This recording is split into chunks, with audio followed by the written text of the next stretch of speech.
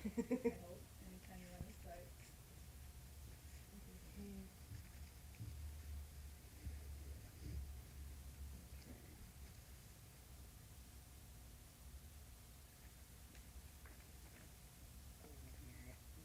Victoria Bonnell is the author of a book, Roots of Rebellion, which is an example of her methodological orientation, which is comparative historical sociology. We will explore with her today her method and other frameworks that we have discussed in our class orientations that she has discussed in her book and then impact on her work at large. Um, I think we should, as we had decided, start with what exactly, on the one hand, is the problem that you seek to examine in your book Roots of Rebellion, and also what informed this study, how you came from doing it the way you did. Maybe to talk about that. As I look back on it, it's clear that I had a research agenda from very early on, although it wasn't apparent to me at the time. It's only retrospectively that I can see there was a logic to what I was doing, really from the time I was an undergraduate. And my sort of all the various projects that I undertook, ultimately leading to this book, centered, I think, around one sort of key question, and that was this question of why people rebel, or more specifically, um, what are the circumstances that have induced people, albeit very rarely, to reject the existing arrangements, and very importantly, to begin to envision an alternative uh, socioeconomic and political organization. And that's really, I think, the core problem that has motivated my work over quite a number of years. Now, I can tell you that actually originally my interest was in the French Revolution. That's really where I started. And I was interested in the movement of the sans-culottes in the French Revolution. And I worked on that actually as an undergraduate. And then my interest shifted to Russia, and I learned the language, and I became more and more committed to working on some topic that had to do with Russia. And the first thing that I did was, in fact, to try and understand the very first mass-based workers' organization in Russia, which was my master's thesis at Harvard. And that was a study of actually Jewish artisans in what was called the Pale of Settlement in Russia. And they formed the first mass-based organization at the end of the 19th century called the Bund. And in the process of working on that, I concluded that the movement, the Bund movement, was essentially very similar to that of Western European artisans at an earlier time. And that, in a sense, discouraged me from going further. Because what I really wanted to understand was what was unique about the Russian case and what it was that had made Russian workers really historically very exceptional in that they really have been the only working class, participated in the only working class movement in a successful social revolution. Okay? And the Bund and the Jewish artisans and so on were really peripheral to that development, and also had a very different sort of background and experience from workers in the center of Russia. So I shifted my focus to workers in Moscow, you see. And that was actually the subject of my dissertation, was the workers' movement in Moscow. And again, my problem was to understand the circumstances that drove Moscow workers in a revolutionary direction. And I concentrated for that purpose on workers who participated in organizations, because they, in some ways, were much more accessible than other workers. It was easier to find out really what precisely they were saying and what they were doing, because they had organizations and hence left some kinds of records for the historian. So that was sort of the way I got into it. Now, from a methodological point of view, the of choices that I make. And it seems to me that people make crucial methodological choices really as a consequence of the kind of research problem they set out. In other words, that it's the problem, the initial formulation of that problem, that in critical respects shapes the way you make various methodological choices. Now, one important kind of methodological choice that one makes is the kinds of sources and evidence that you use.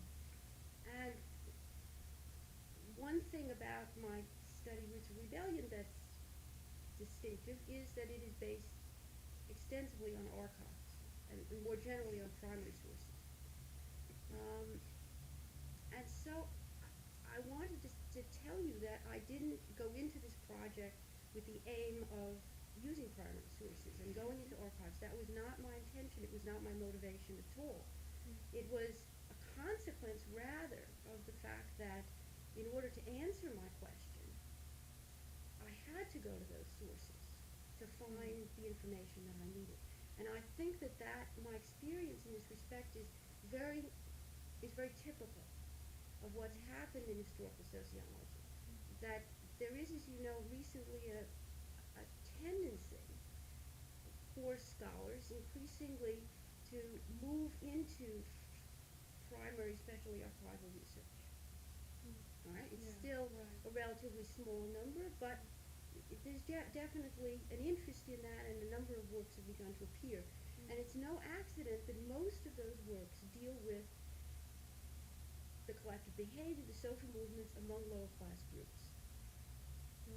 And the reason that subject matter is conducive to that kind of research is precisely because secondary sources are not sufficient, really. By the way, I just want to make clear what I mean when I say a primary source. Okay. It's archival data.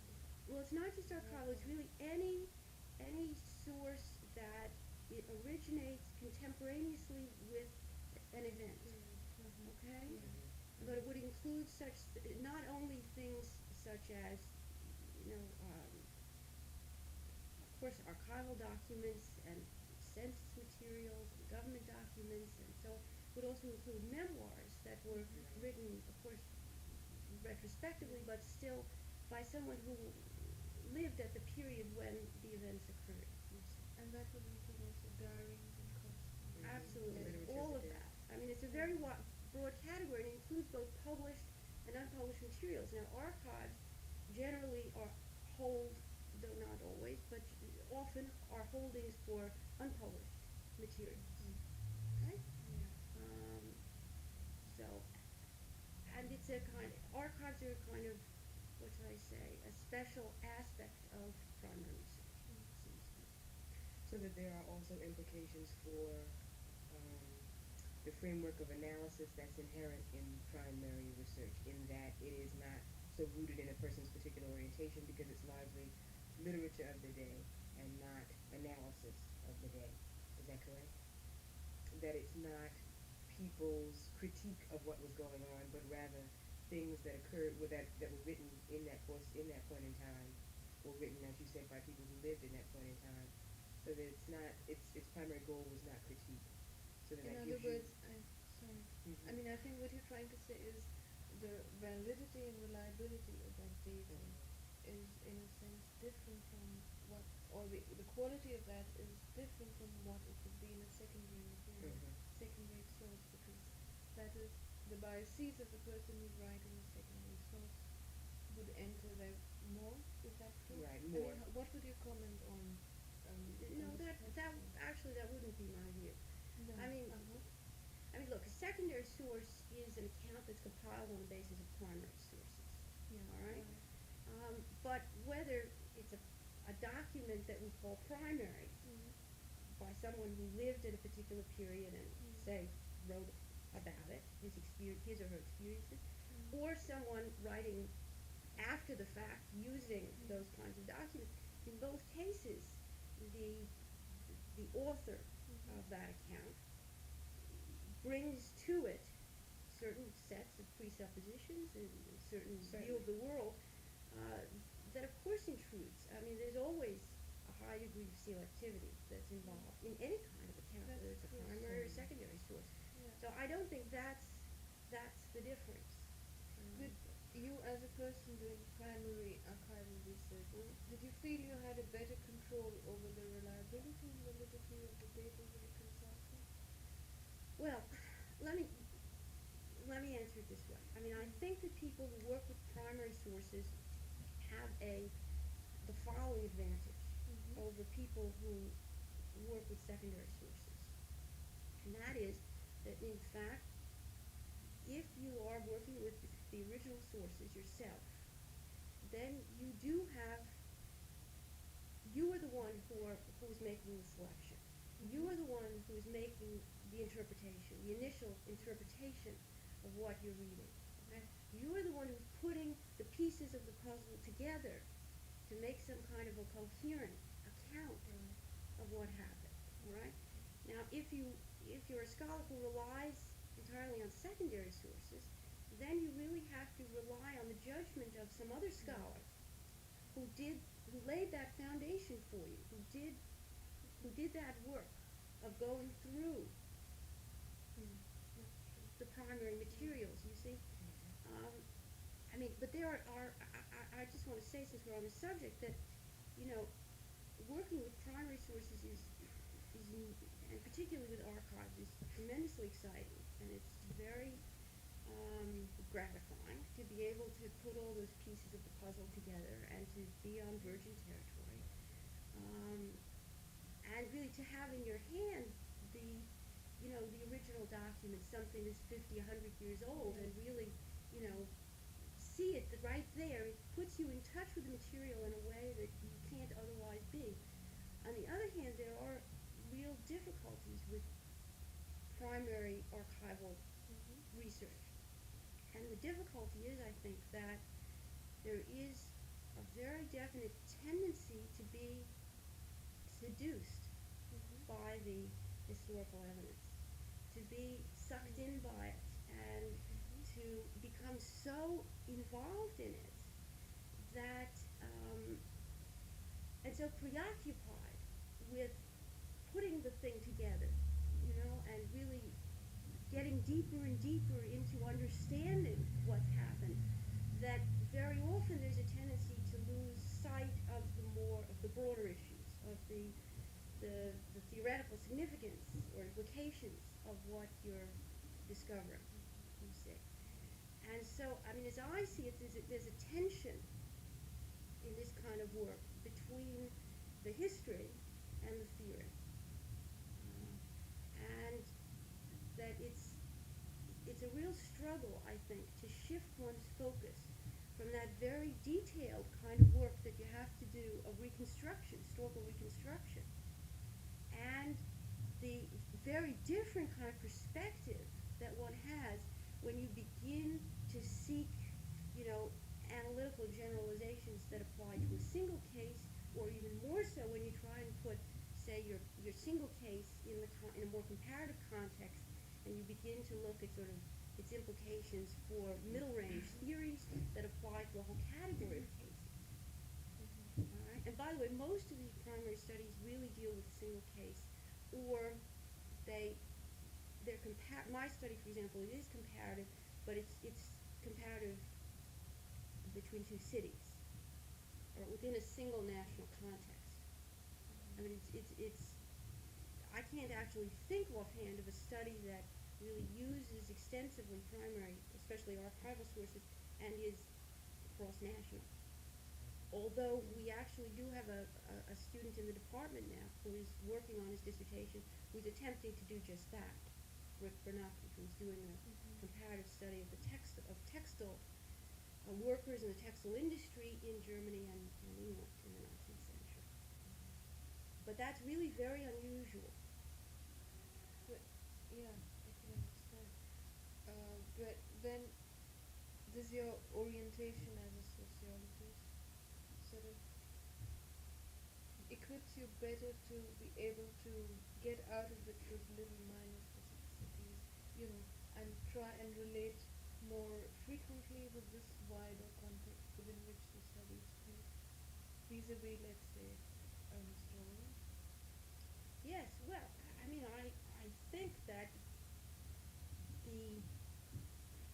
emphasis on theory and the emphasis on comparison, explicit comparison, is really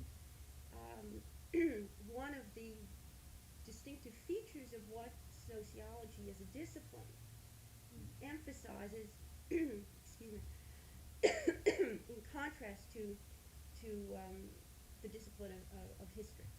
All right? It's not that there aren't some historians who work comparatively, though I have to say that there are very few who do cross-national studies. And it isn't that there aren't some historians who are theoretically very sensitive and very sophisticated, but their theoretical aims, I think, are really quite different on the whole. I mean, for sociologists, I think it's a kind almost a requirement of the discipline that one seek to establish explicit connections between one's empirical research and theory and social theory of some sort. Okay? And of course, there are many different levels of theory, and there are many different kinds of theoretical aims. You can test a theory, you can seek to validate a theory, you can seek to formulate a theory. Those are somewhat different enterprises, but they all do involve some kind of very explicit preoccupation with theoretical implications of empirical research. And that I do think is quite different from what historians, taken as a broad category, tend to consider as requirements for their discipline. See, the thing that I think is also distinctive about people who do primary archival research in historical sociology is that they really are attempting to combine both the craft of the historian, which is really what you're doing when you're collecting the data, and the craft of the sociologist when you have to go still one step further after doing all of that collection, all right, which is where most historians would stop, you see. But the historical sociologist goes one step further and then says, well, and then what are the theoretical implications for this, and what, in some cases, can we say about it in a comparative context, about these findings? Would you say that those historical and sociological skills or focuses occur simultaneously as you collect the data, or is it necessary to focus primarily on historical goals as you collect, and then does your sociology inform your collection also, and in what way? No, it certainly does affect the collection of data. I mean, first of all, it depends what your theoretical aims are. I mean, if you're starting with a theory, right, in the way that, say, Neil Smelser started with a set of propositions when he wrote Social Change in the Industrial Revolution, all right, then I think you approach the evidence in one way, all right? If you begin not with a very clear sense of what your theory is, but rather with a much more general sense that probably certain kinds of factors are going to be more important than other factors, and so it's worthwhile looking in certain areas and not in others for answers to your question, all right? If you start with that kind of looser sense, all right, then to be sure your theoretical aims and your theoretical assumptions shape the way you're going to approach the material. But in the latter case, I think there's more latitude for allowing the evidence to speak to you, and I think that's terribly important. All right, so I wouldn't ever say that so any scholar really, regardless of discipline, in the social sciences approaches material without any kind of theoretical presuppositions. Everyone does. Everyone has them, whether they realize it or not. Okay. Some are more sort of fully and rigidly formulated than others, but everyone has some such assumptions. All right. But my own sense is that what's important is to allow that evidence to speak to you, right? And actually, you can do that even if you come to it with a very clear sense of what your theory, what theory you want to test or validate. Okay? You can still let the evidence speak to you. Um, what that means then is that, of course, you have to modify your theory to the extent that the evidence that you discover doesn't validate your assumptions. Okay.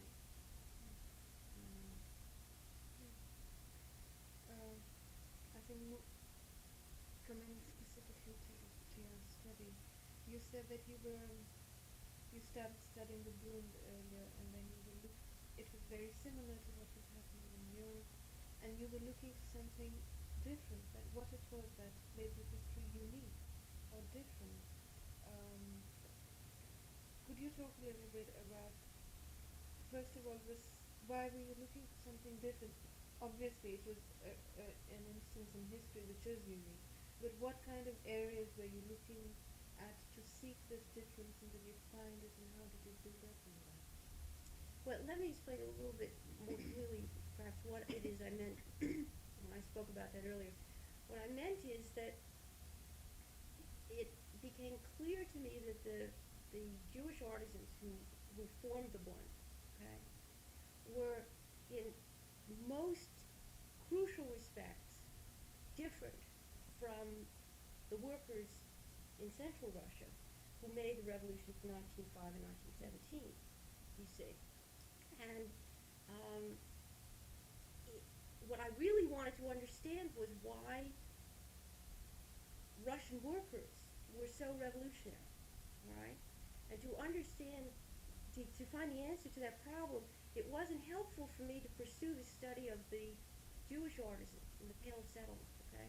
Because they were, in fact, so different, as I came to understand, from the workers in the central, in European part of Russia, who really made that revolution in St. Petersburg and in Moscow, you see.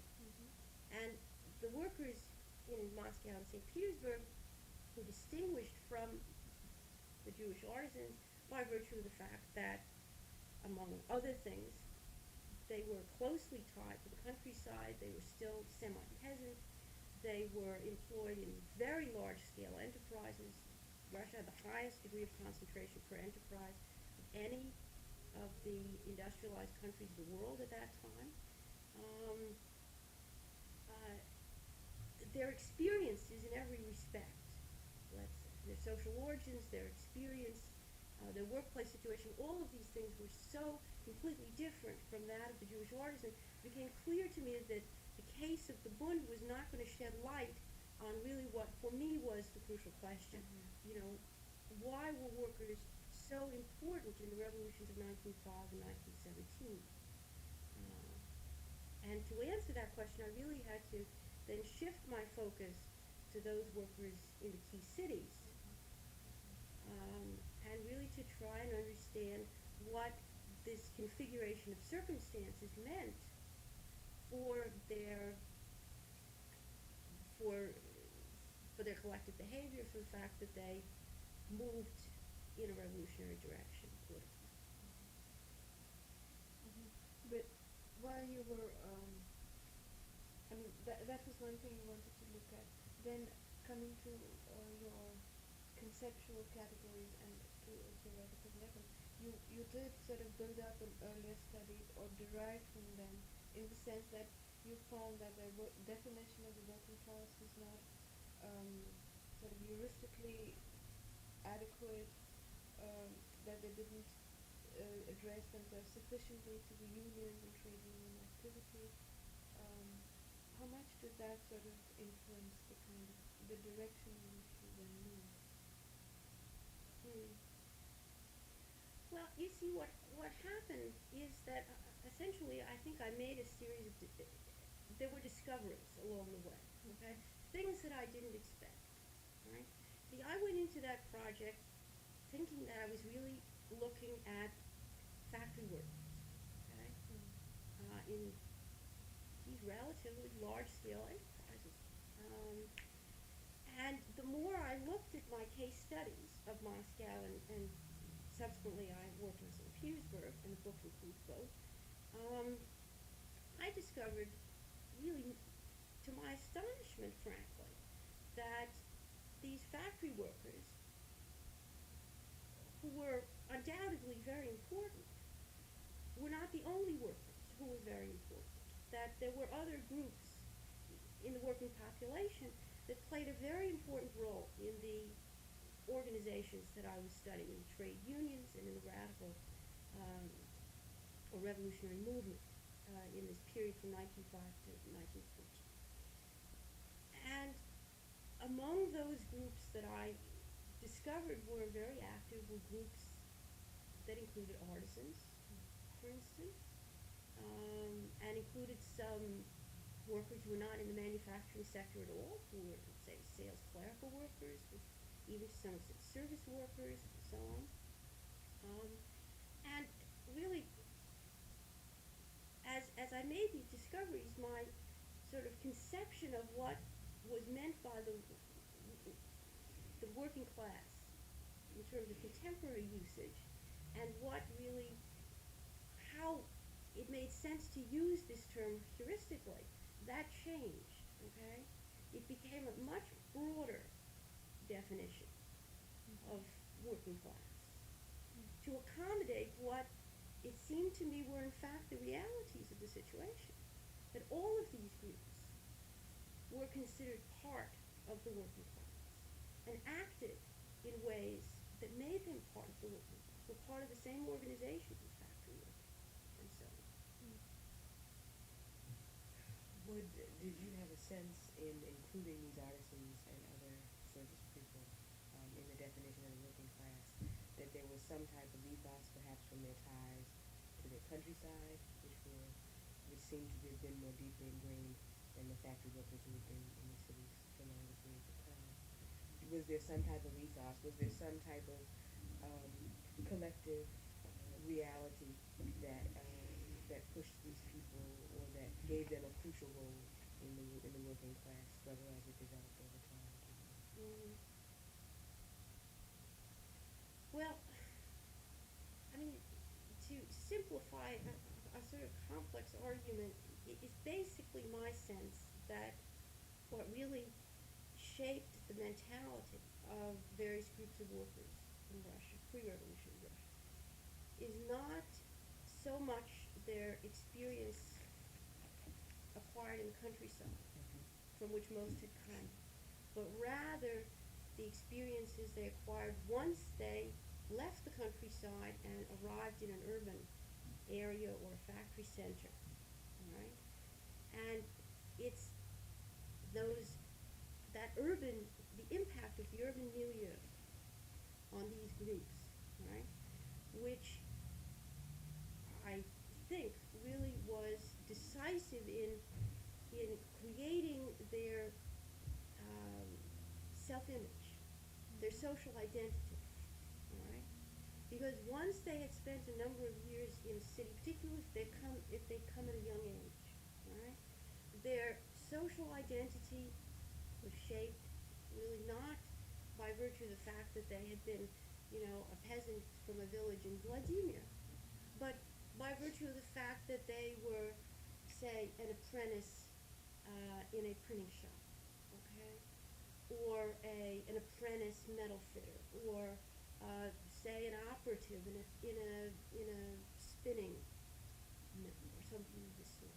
Okay, so that my emphasis is not so much on the rural background that they brought with them, as it is on the impact of the urban experience once they arrived in a city and in an urban workplace, or in a workplace, because in some cases in Russia it was not an urban center but what was called a factory village.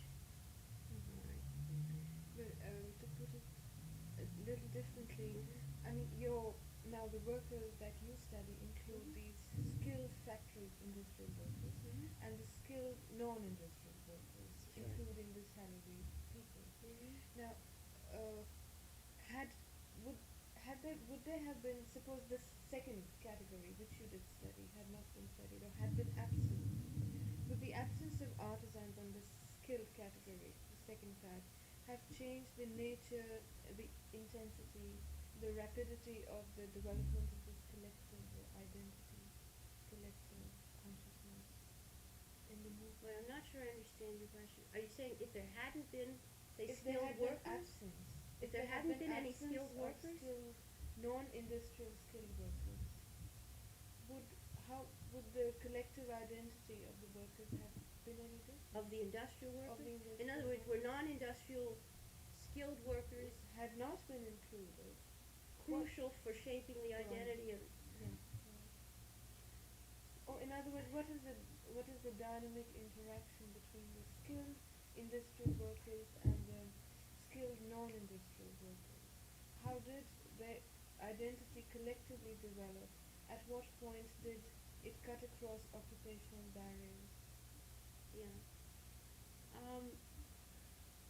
Well, in answer to the last question, it's really it's revolution that does that. It did that. It's the revolution in 1905 that accomplishes that. Okay, that gives very diverse groups of workers for the first time a sense of their collective identity as a class. Yeah. Okay, so really all of that happens in the crucible of revolution. Now, the other question you asked me though is, what was the impact of non-industrial skilled workers on skilled workers in industry? And well, there was certainly some influence in the sense that, for example, in 1905, the first trade unions were formed by, for example, sales clerical workers, groups of this type, all right? And that had a tremendous, made a tremendous impression on skilled groups in the industrial labor force, who saw trade unions being formed and got the idea about trade unions as a consequence of this example, and hence took steps to emulate these other workers, right? But I would have to say that insofar as the sort of the political outlook of industrial workers was influenced, it was not by this other group of non-industrial skilled workers, as we're calling them, but really it was by intellectuals and by radical activists who were of a different sort of social class background altogether. And they're the ones who really, I think, imparted to workers some of the very important ideas from 1905 on that really shaped the way workers began to think about themselves and their society and so on. So then would you say that your definition of working class expanded in both horizontal and vertical fashions? Or primarily one over the other? I'm not sure, what do you mean? That it expanded in terms of the types of positions that were included in the working class, i.e. artisans, sales clerical, transportation workers, as well as an increased hierarchy, okay, that I think was kind of protracted in terms of over time the development as these artisans merged with technical groups. There seemed to have been a more intense division of labor. Would you say that one was more crucial to that expanded definition than the other? Well, I'm still not really clear what you mean by the second category, but let's just say that, my definition broadened to the extent that I found that empirically various groups had been participants in what were considered working class organizations and activities during the period I studied. And that from the contemporary perspective, they were considered part of the working class. And this, it seemed to me, was really critical, because if contemporaries viewed it in that manner, then it seemed to me very important that as an historian trying to understand that period, that I had to sort of encompass all of these groups in my account, right? And try and understand what was their relationship to each other, right, and among themselves, you see.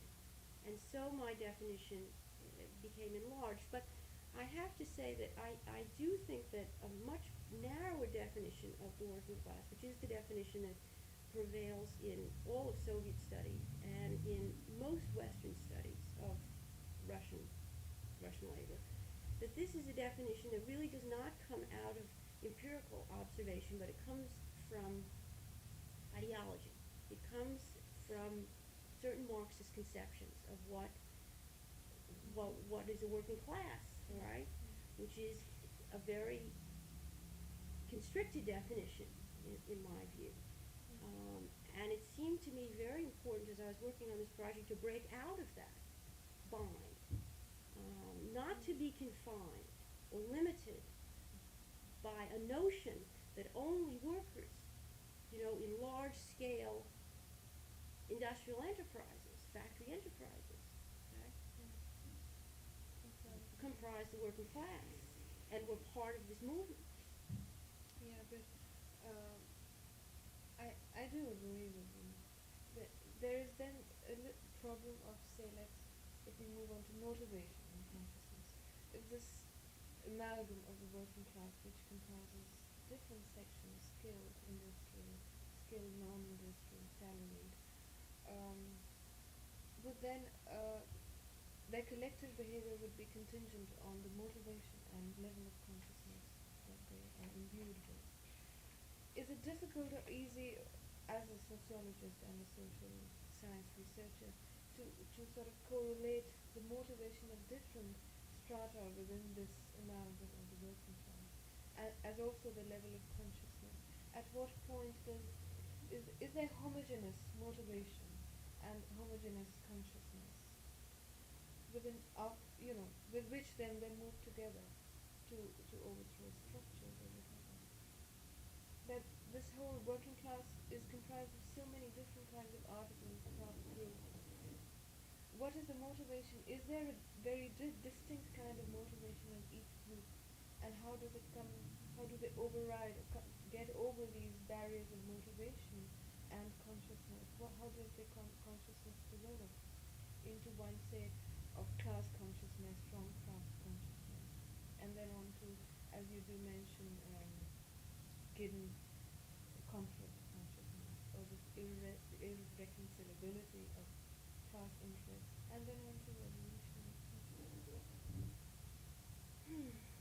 Well, That's a you're really asking very big, very complicated questions, and I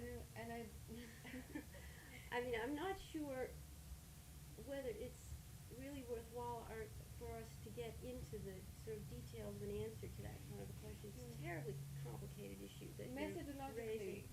too. If you, I mean, I don't see any mechanistically simple one-to-one relationship between, the position a group occupies, say, occupationally or some other way in social structure of the society, and the kind of consciousness that group develops, right? I don't see any simple relationship between those things. Okay? It's a very complicated business, and other kinds of factors intervene that really can have a tremendous effect on the outlook of particular groups. And one of those circumstances, which of course is central to my study, has to do with revolution. I mean, social revolution does things, in a very short period of time, to what people think about themselves in the world, that cannot be reduced to their position, okay, in the workplace or the social structure more generally. So, I mean, I think it's a very complicated thing. I also feel that things, I mean, in the book I try to distinguish among, class consciousness and craft consciousness, and what I call conflict consciousness following Giddens. But see, I don't see these as stages. I don't see these as a sequence, really. I mean, my view is that they've often been taken to be sequential, but in fact, my sense is, from the work I did that they often occur at least in Russia they occurred simultaneously, all right? Not sequentially. Maybe in Western Europe they occurred sequentially, but certainly in Russia, it's the simultaneity of all of these things that is so distinctive. The collapsing of stages, telescoping of stages, right? And that's one of the circumstances that I argue contributed to the explosiveness of the Russian movement.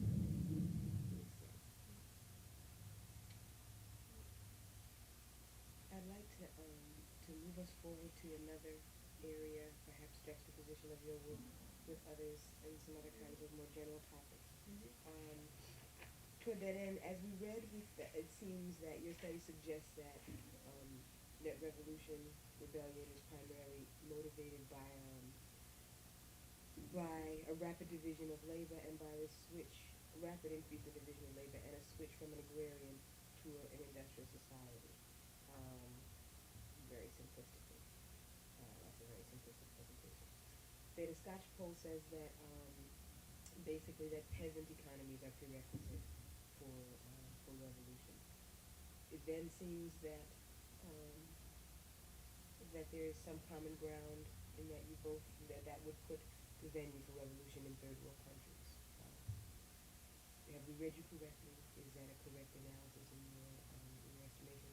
If not, why not? In terms of the outcome. Well, see, the problem with the question you just posed is that I don't agree with your assumption. I mean, I don't agree with your description of my argument. I don't agree with your description of Scotch Poll's argument.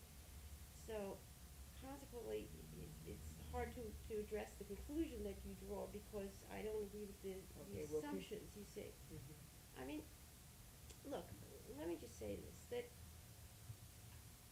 the study that I did is really not attempting to explain why a revolution occurred in Russia. Yes, right? It's really, it's not Roots of Revolution, which is actually the title of another book, a rather famous book about Russia.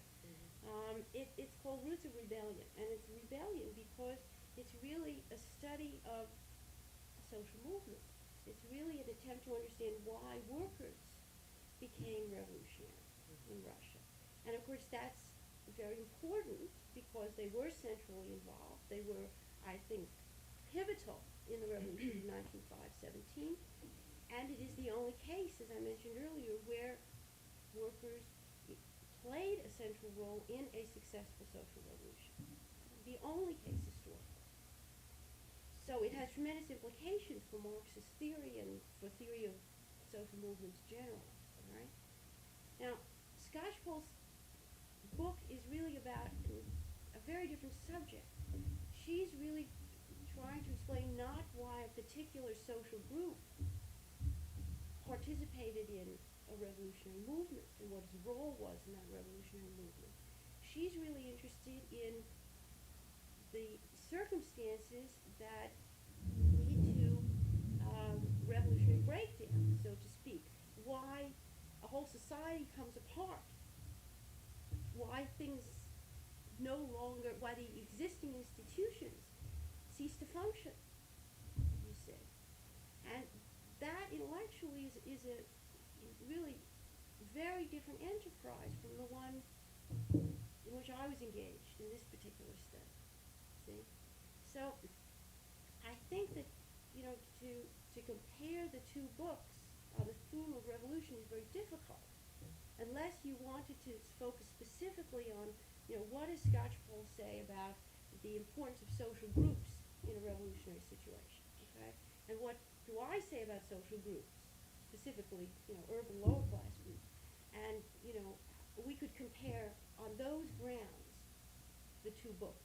Right. Right? Except that it was not my attempt really to compare books or themes, but rather, as we discussed both, to look at what two people who addressed rebellion and revolution said about the factors that precede those occurrences, okay? Now, I'd like for you then to correct in terms of you said my presentation was incorrect. It is not true that those two dynamics lend themselves to rebellion, the agrarian to industrial society, and the shift and the intensification or increase in division of labor. That's incorrect? Well, it is incorrect in this sense that you see these two things that you speak about. These are characteristics of many societies now, which have made the transition into the modern world. All right, but social revolutions have occurred in only a handful of cases. All right, and successful social revolutions in even fewer. All right, so in other words, many societies have had made this transition from agrarian to industrial society. And one of the features of that transition is the second characteristic you raised, which is an increasing division of labor. Okay? It's a concomitant of the first. But those two circumstances have not, in many instances, the United States would be one example, have not led to a social revolution.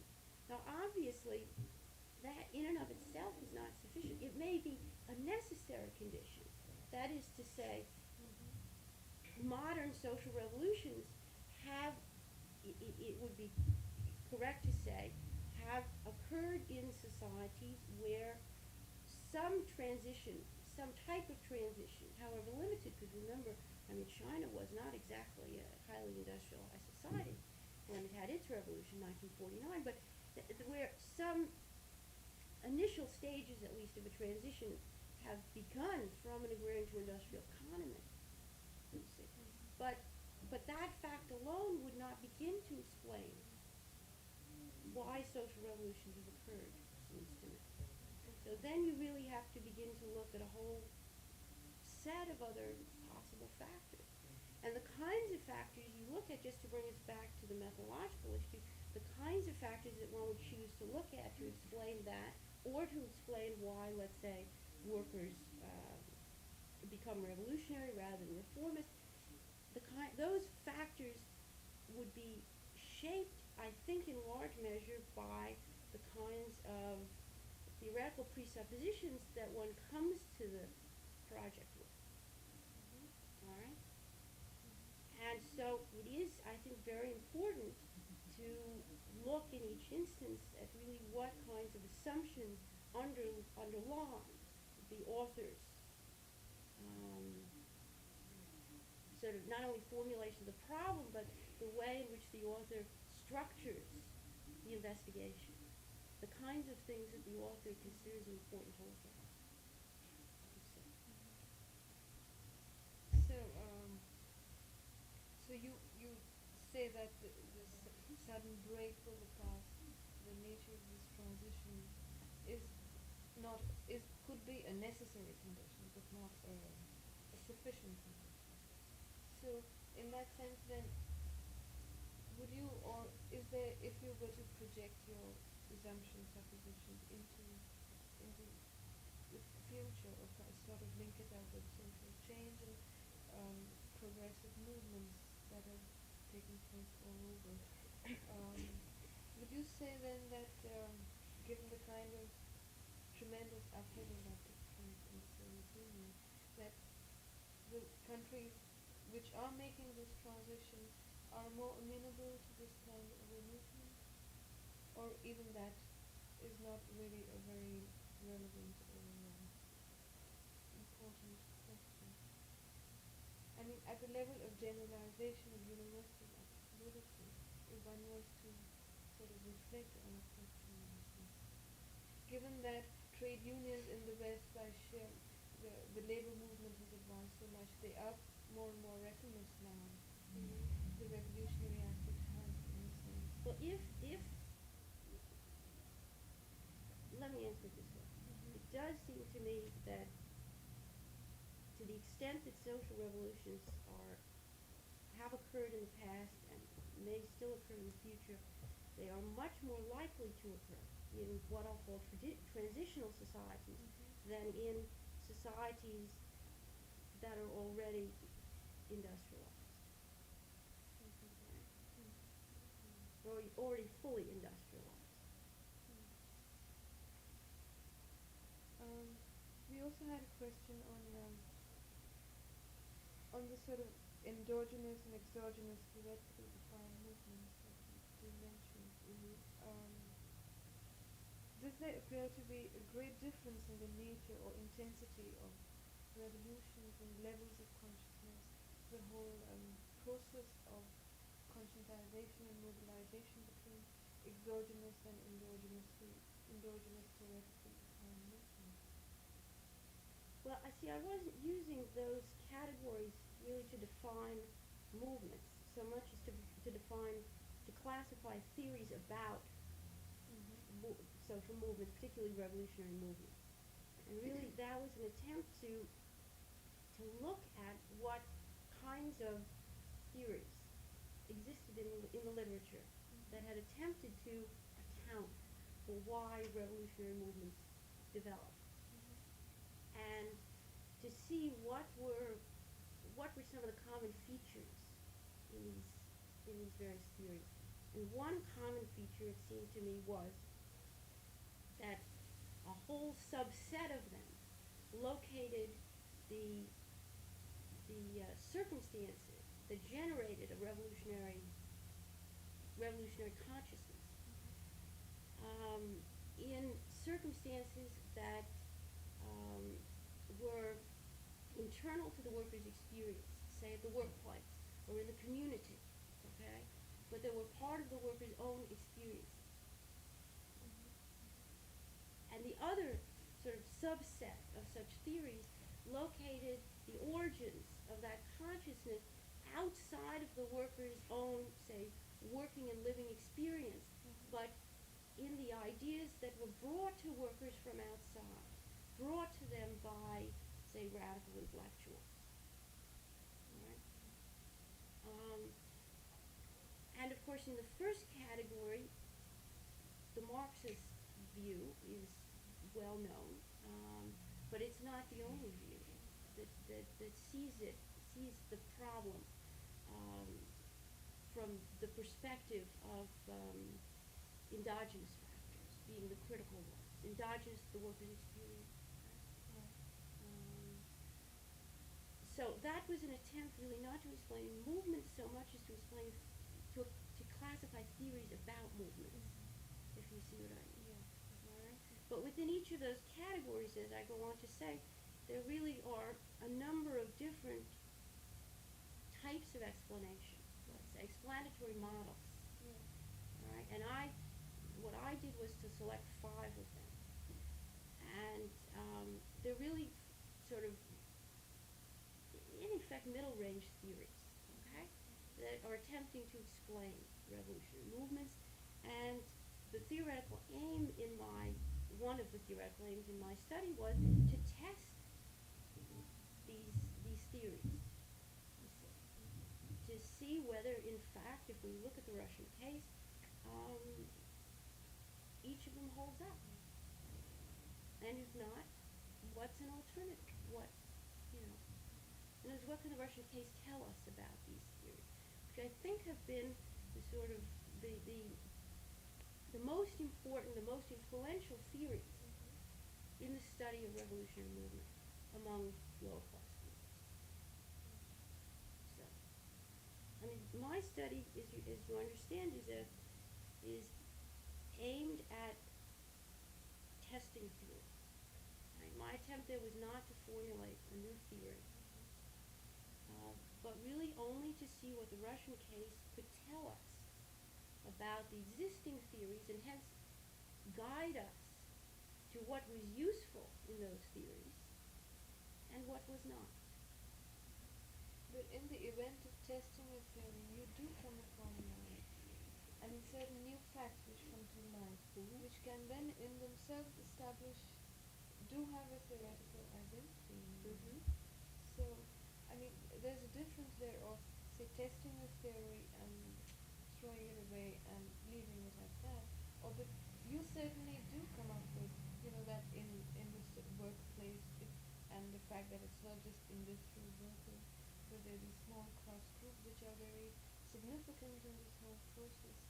So then, in effect, there is a difference between this level of a new theory and a big new theory, a bold conjecture which you sort of throw into space. And they're also linked with different levels of generalization. Now, this kind of a new theory is it really contingent on this middle range of generalization that you're talking about in one of your articles? Is this big new fact, novel fact, sort of linked up with theories where you try to generalize as a universal level? Is there a relationship at all between the level of generalization and the kind of theory? You're right. Well, yeah, I mean, let me answer it this way. I think that on the basis of a single case study Mm-hmm. of the type I did, Mm-hmm. right, that one can arrive at what I'll call analytical generalization, Mm. okay? Mm. Which is what I attempt to do. But I think for that to that for that to develop into what I call a middle range theory, one would really have to do some more work. One would have to look at other cases, Mm-hmm. right, in other countries at other times, and really see whether, in fact, those same analytical generalizations obtained, whether they were helpful in explaining what happened. And if so, then I think one would have the basis for saying, all right, this then is a proposal for a middle range theory, Mm. okay? And of course it Mm. would need further testing, but at least we now have two cases Mm. in which these factors really have helped us to account for a particular phenomenon, you see. Mm-hmm. Mm. Now my study stops short of that because it doesn't take up a second case. It really focuses on the Russian case, all right? And I'm not sure to what extent some of my generalizations are, in fact, deserve to be elevated to the status of a middle range theory, you see.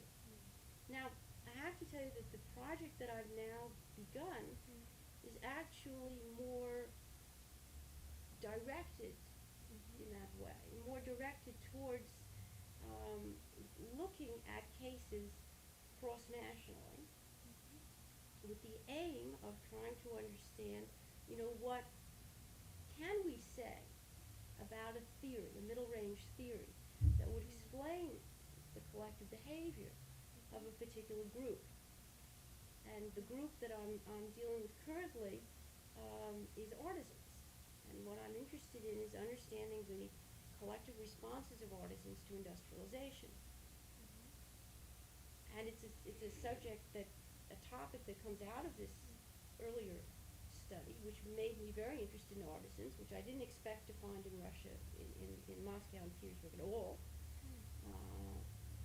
And there were many things that surprised me about Russian artisans. And so really what I want to do is compare Russian artisans with artisans in France and artisans in England, as well as some secondary studies, Germany and the United States, and really look at them as a group experiencing industrialization in the 19th century, in Russia at the very beginning of the 20th, and ask really, are there certain sort of patterns of collective behavior here? And are there some explanations that will emerge that cut across national and temporal boundaries and will help us to understand or to develop a theory about the way in which lower class groups responded to industrialization. So, and that's by the way a study that does involve secondary sources. So it's not primarily based on primary sources. Bless you. So it seems that this new project is a lot more sociologically oriented than his Lisa Rebellion. As far as Lisa Rebellion is concerned, how does it differ from what a historian would come up with? Since you are working in a single case rather than a middle range kind of theory. Well, you see, to work in a single case is not to be unsociological. I mean, some of the major studies in sociology are single case studies. I mean, Neil Smells' Social Change in the Industrial Revolution is a single case study. No one ever thought of calling that somehow not sociological. Um, Tilly's study of the Vendée, single case study. I mean, there's nothing about the genre of a single case study that is not sociological, not intrinsically sociological. Um, I guess I'm drawing upon a distinction that you made in your article that uh, the sociologists will take that middle range theory and use that as a guiding source for the research. And you said you stopped short of that. So I wasn't really quite sure where you were. well, what I said was that I was not interested in trying to formulate a middle range theory, all right? Because I don't think it's possible to do that on the basis of a single case study. But what I do think is that you can test middle range theories on the basis of a single case Oh, I study, see. all right? And that's really what I think I was engaged in there, you see. And that's really also what, in a sense, Smelser was doing. He was attempting to validate a middle range theory that had been derived from a theory with universal applicability, Parsonian theory, and he was using his case study in order to test and to validate that particular middle range theory, you see. Okay. But now that we are in this historian sociology thing, um, you, to the extent that social science should move from the specific to the general, and to the extent that, if I remember correctly in your article, you say that the historians basically stay at that one, the first level of generalization because they are mostly studying human cases. So to the extent that their generalization is at that elementary level, would you say that that history is less of social science in any way? Because there is the generalization is at a very elementary level. Well, I don't think an analytical generalization on the basis of a single case on an elementary level at all. I see. I mean, I myself do not.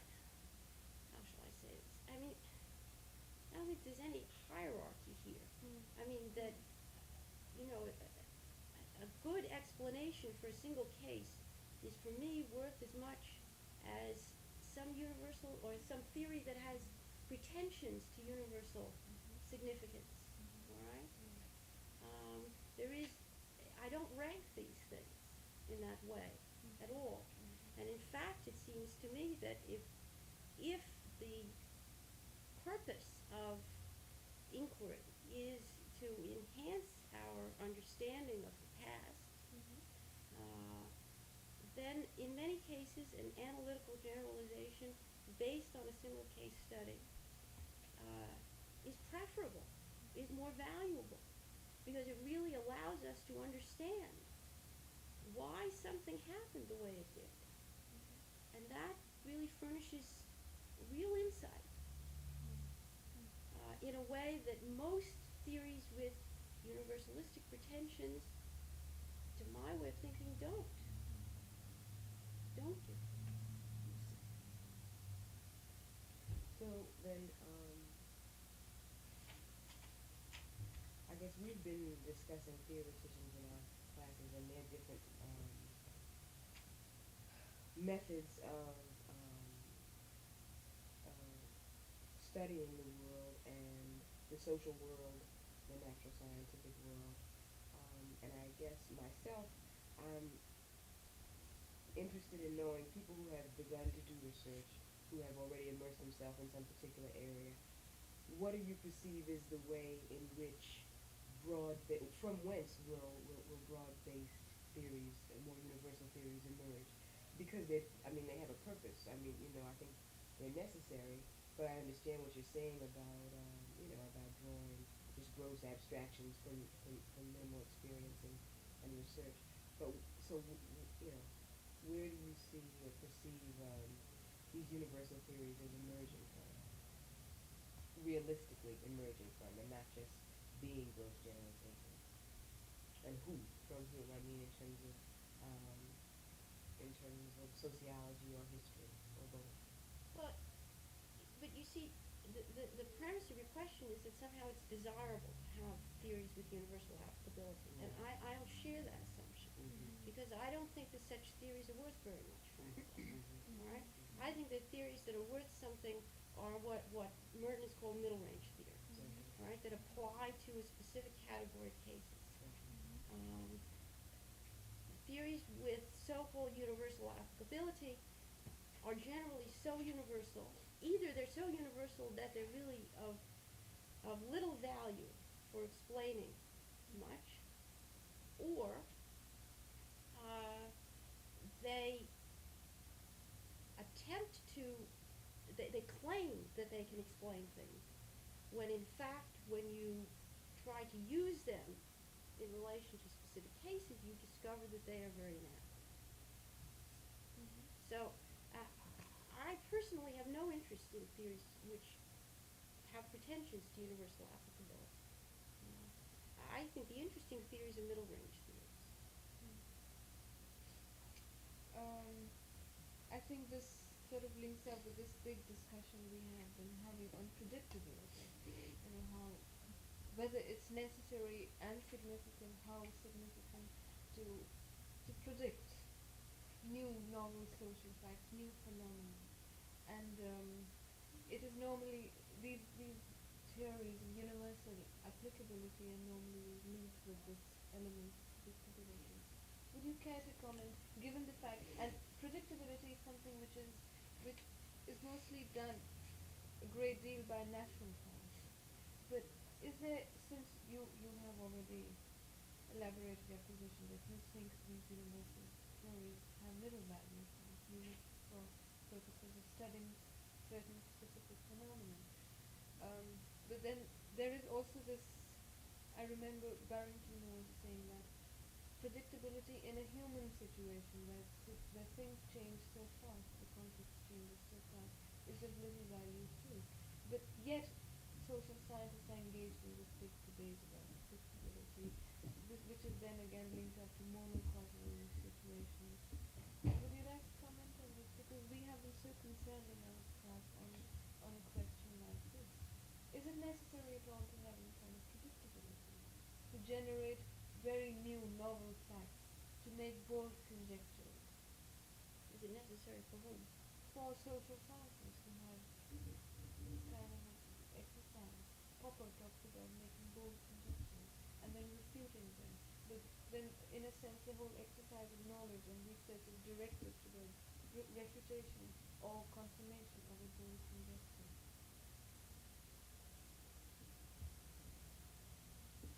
Well,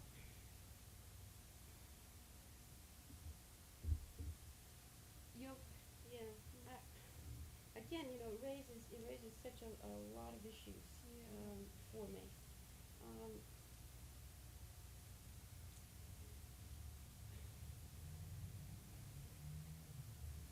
I guess what I would say to that is that it seems to me the preoccupation with predictability in the social sciences has come to a large degree out of the desire to be able to control the future, and to control it in ways that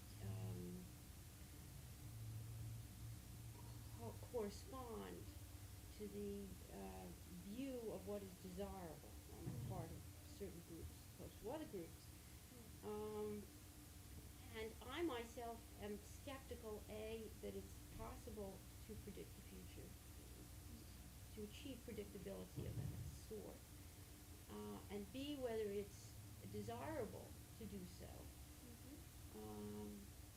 And it's not the kind of enterprise that I think is important in the social sciences. It's certainly not the enterprise in which I'm engaged. I mean, I'm really not interested in trying to predict anything. I think what's much more important is to try and understand the world, to try and understand the past, you see, and to have a deep understanding of the complexity of the world, and of those aspects of society, of the human experience that decisive in shaping the quality of life for people, the value that society places on human beings, and that is, at least speaking personally, really much more my sense of what sociology, for me, is all about. It's a humanistic enterprise for me. Right? And I'm not interested in the use of sociology as, in some sense, an instrument for predicting and consequently, it seems to me, attempting to regulate or control the destiny of people. I think it's a futile and dangerous, possibly dangerous kind of enterprise. I agree that the mood afoot seems to be one in terms of prediction is an anti-humanist, it leads in often anti-humanist directions. I don't think that has to be the case, but I think that has largely been the case. But I'm wondering if in the study and exploration of things that have already occurred, that you haven't observed some kinds of cyclical kinds of things going on. Not predicting in terms of to know what people will do next in any point in time or in any particular place, but rather you said that when you began looking at Russian workers, you didn't expect to see artisans playing such a crucial role, or even in such high numbers, and that they were present in the French Revolution, or perhaps you're explaining this. Just minimally, I would anticipate that historically there'd be some repetition of phenomenon that were not important in the past, and that would have some implications uh, for the nature of people's struggle, if not prediction. You know what I mean? For the nature of the way people grow to associate with one another and form groups, and implications for collective behavior. You know? I mean, I don't think that necessarily has to have non-humanist implications. If I understand what you're saying, I think I agree with you. I think, I mean, the way I would put it is that by understanding the past, by understanding the way in which people have combined collectively to defend themselves, to improve the conditions of their lives, that we can better understand movements that are contemporary, movements that are unfolding before our eyes, because it's at least worth considering that some of the circumstances that really generated protest in the past, right, and changed people's consciousness, that these circumstances may in fact recur in other situations and may help us to understand the contemporary world. So is sociology really more of an understanding from your point of view, more of an armchair thing, rather than let's go and face the world with our discoveries? Well,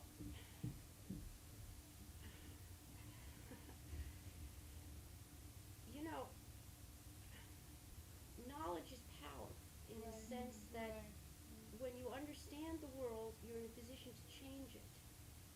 I mean, sociology is, for me, it's an academic discipline, and my business is to try and understand the world better. Now, what people do with that knowledge, and what I do with that knowledge, it seems to me, is not, strictly speaking, part of my disciplinary activities. Right? If from that knowledge people feel compelled to act in certain ways to change the conditions in their lives or help other people change the conditions in their lives, that's wonderful as far as I'm concerned. All right? But I'm not, it seems to me my task is not to motivate people to go out and change the world. My task is to help people to understand better the world and to develop certain kinds of sensitivities to the experiences of various social groups, and to understand such crucial things as the relationship, say, between society and the state, between those who rule and those who are ruled, and so on. And by understanding these circumstances, people will, you will draw conclusions and you will act accordingly. Sociologists then have a role in the academic world, and what they do with these academics is in their citizen life. That's essentially my view. Um, I would like to know what you think about the whole sociological method in terms of the scientific method. You see, there in our class, then when we are discussing, there is a tendency on the one hand to Julie, can we take a break and then Yeah, talk sure. about this? Okay. Sure. I need some more tea. uh, well, let me tell you, from your work, you're very rooted in the empirical aspect of the problem. There's all that data, and only from there then do you go on to make whatever generalizations that you do. And personally, I mean, I think that there is no method better than that in any social science research, to be completely, to talk from your data in your material, but which I would call is in a sense a scientific method, because then you're moving on, it's rooted there. But we've been having these long drawn sort of discussions. Perhaps there is some ambiguity on the concept or the understanding of science. There is in a sense a tendency to question everything that's scientific, because it gets very impersonal, in a sense inhuman. So we must start from ourselves and what we feel, how we relate within our situation, and then this importance given to commitment to a belief, and then we undertake a study. The empirical aspect of that needn't be so important, um, in a sense, saying more at a level of generalization. Um, Therefore, then there's this discussion sort of going on how significant is the empirical aspect in a study in social science research. How rooted should you be in that work? To what extent can you recognize your values, or should you be objective? Is it possible at all to be objective, given the fact that you're a sociologist, also a human being? What would comprise the scientific aspect of a method in sociology? Yeah, I think you have to distinguish between using science to mean systematic Yes.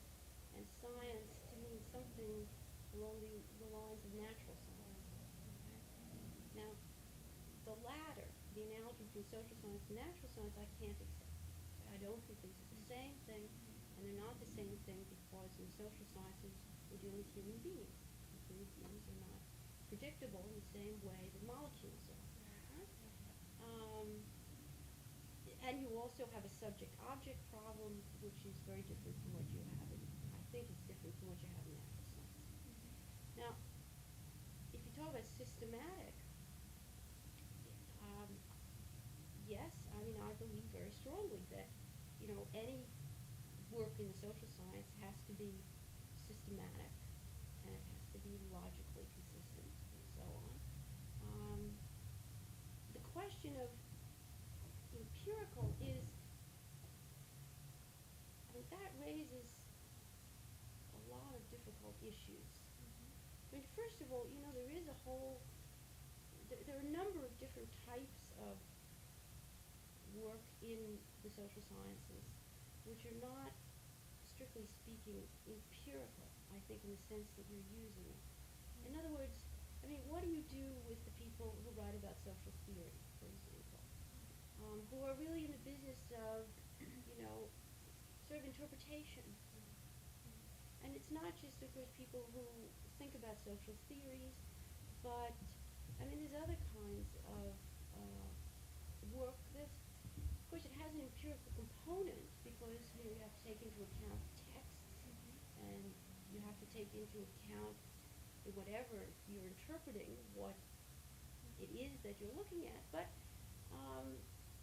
a kind of rigorous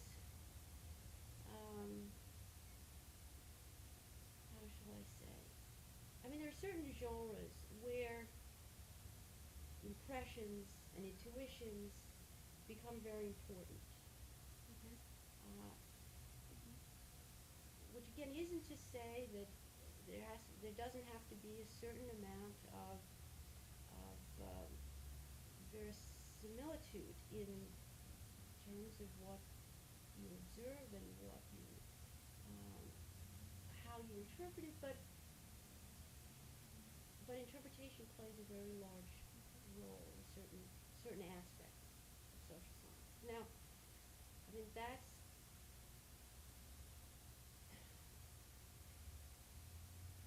I said earlier that I think that everyone brings to his or her work certain suppositions that shape that work, and that's inescapable, right? And that's a form of interpretation as well. You see, so interpretation plays a role even in the most rigorously empirical, even so-called positivistic kinds of studies. It's very crucial what it is that the investigator brings to that project in the way of assumptions about what's important to look at and what's not, what questions you should ask, which ones you don't bother with, and so on. So I don't know, maybe you want to ask me more questions and sort of develop this further, but I'm not sure where to take it from here. The question of tacit or personal knowledge is what we have explored in our class. And I guess one of the questions that's emerged as we discussed it is how conscious can one be of what their um, tacit or personal knowledge is. I mean, or their personal biases. Certainly, we all know that we have an orientation, interests that inform, what we choose to study in depth. But um, what do you feel about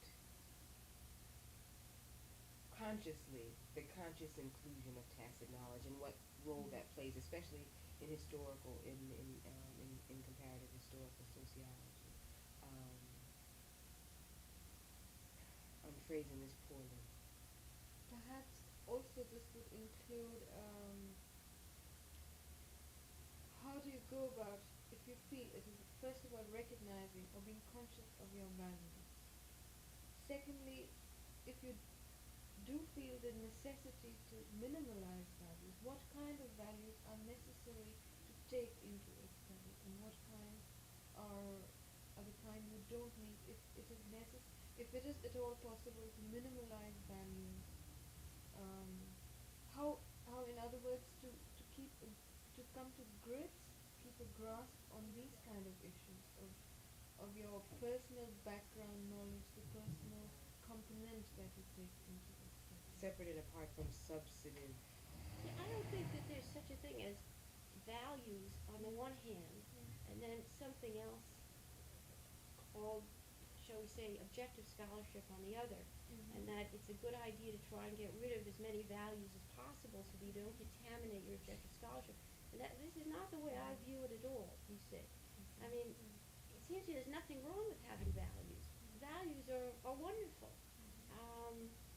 Some values are for me preferable to others, but there's nothing inherently wrong with values. And it seems to me that to bring your values into your work, I mean, there's nothing wrong with that. The only thing that's wrong is if you don't make explicit what those values are, and if you're not conscious of what those values are. But as long as you're explicit about it and conscious of it, there's nothing wrong with it. And in fact, it's what we all do. Because you can't frame a research problem without intruding to some extent your own values. The kind of question you choose is a reflection of your values. I mean, why do I choose to study why people rebel? All right? Because I have certain values about what kinds of societies are better societies than other societies, what is the nature of injustice, what is the nature of oppression. I have values about these things.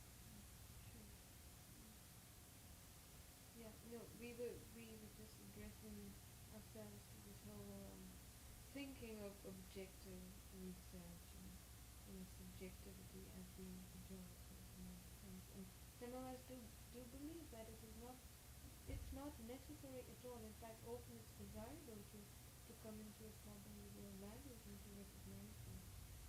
Um, again, it's a deviant. I mean, there is no sort of way, I think, to draw a line between objective and subjective. I think this is a delusion that people have, that you can do this, all right? Now, the only thing you can do, it seems to me, is to be very clear about your assumptions that you bring with you into that project, right? Um, and once you are clear about that, then you can at least recognize in what ways you have shaped your investigation in accordance with those assumptions. All right? And we all do that. I mean, when I undertook this project, I mean, I was very much sort of rooted in a Marxist tradition. That has been my training. All right? I studied with Marcuse as an undergraduate, with Barrington Moore as a graduate student, and that really affected the kinds of factors that I thought were worth looking at in order to explain the collective behavior of workers, right?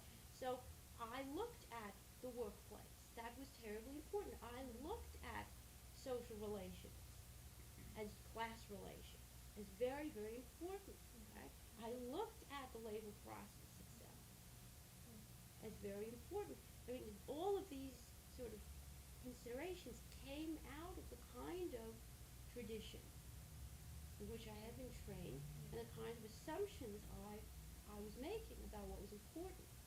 Now, I mean, what happened to me, I can tell you, is that as I went on with this project, it became clear to me that those assumptions, which led me to structure my research in certain ways, to look at certain things and not other things, that it led me to ignore certain very important factors.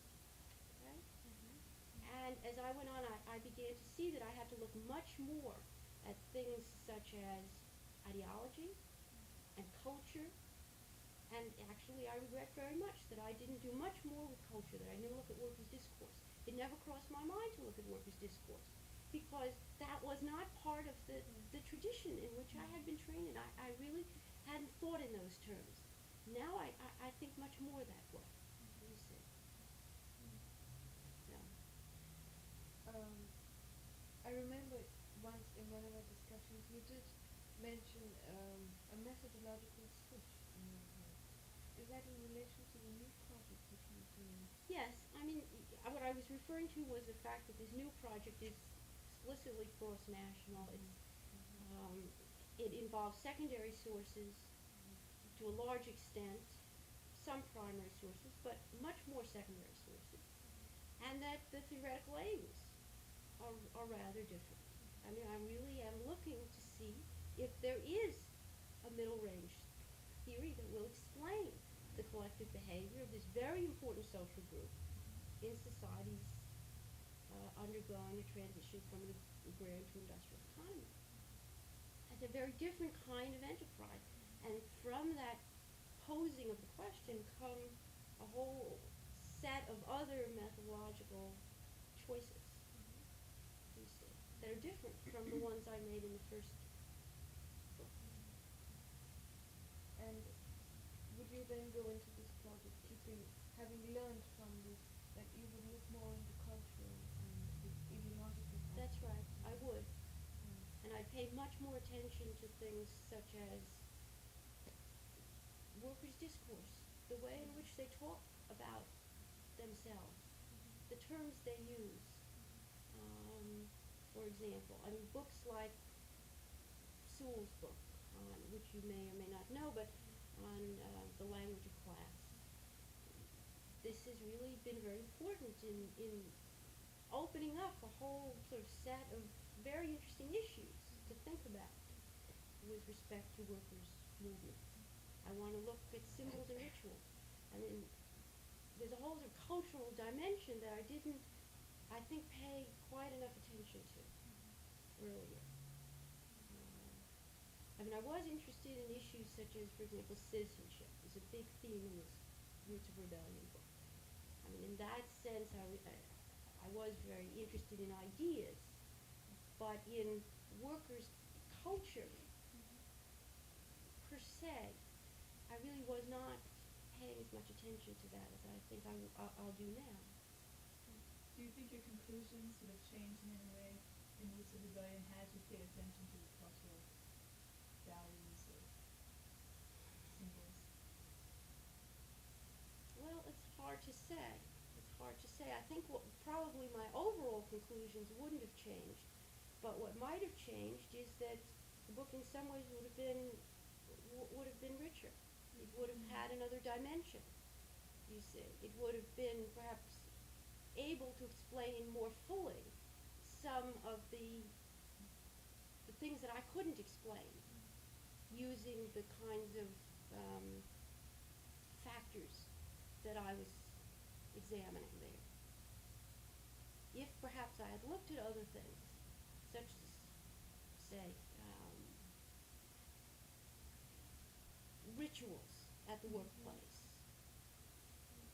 as one example, all right? Maybe I would have understood something even more about the basis of solidarity among certain groups of workers that I otherwise had some difficulty accounting for. But isn't it also more difficult to combine material on these kind of issues? Very I mean, difficult. symbols and rituals. Very difficult. How would they be documented in say in a specific in the case of the Russian workers? How would symbols and rituals be? How would you come by that kind of thing? Well, to some extent, memoir material might have information like that. Some archival material relating to workers' organizations might talk about symbols and rituals related to a particular organization. You see, accounts of organizations by police agents, which was not an uncommon thing in Russia, might have reports that would include such material. But it's difficult to come by. There's no question about it.